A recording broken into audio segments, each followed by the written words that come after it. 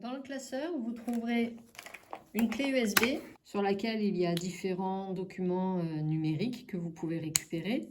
Et ensuite, vous trouverez une première partie avec des fiches du Centre ressources autisme Normandie-Seine-Eure, différentes plaquettes en lien avec l'autisme, un annuaire des établissements sanitaires et médico-sociaux, et puis des fiches un petit peu plus conséquentes, toujours sur des thématiques et avec des liens et des références, des ressources sur les particularités sensorielles, sur l'autisme en général, la communication, la structuration de l'environnement. Pictogramme, parce qu'une image vaut 1000 mots, de Anne-Marie Le Gouille. Dans cet ouvrage, vous trouvez des planches de pictogrammes qui vous permettent d'élaborer des supports visuels pour vos élèves. Des outils de repérage dans le temps, donc les sabliers de différentes durées qui vont de 30 secondes à 10 minutes.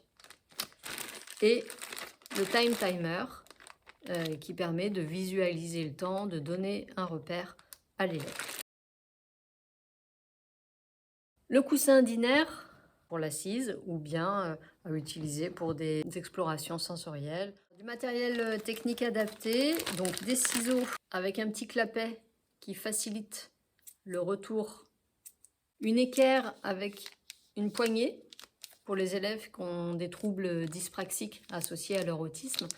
Ça facilite la prise et la stabilité de l'outil. Matériels spécifiques peuvent bien évidemment être testés et utilisés avec vos élèves, c'est le but de la mallette. Par contre, le Chewy-Tube doit rester dans son carton pour des questions d'hygiène. Il a été mis pour vous montrer ce que c'est que cet outil. Donc il permet en fait de répondre à des besoins sensoriels au niveau de la bouche.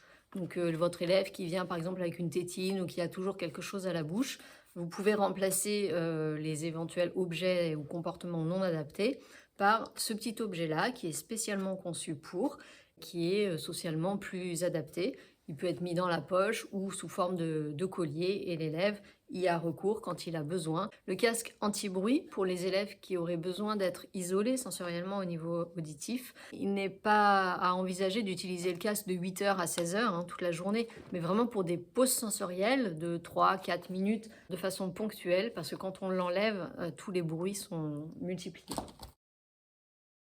Vous trouverez une pochette avec différents petits objets sympathiques et attractifs. Ce sont ce qu'on appelle des exemples de renforçateurs.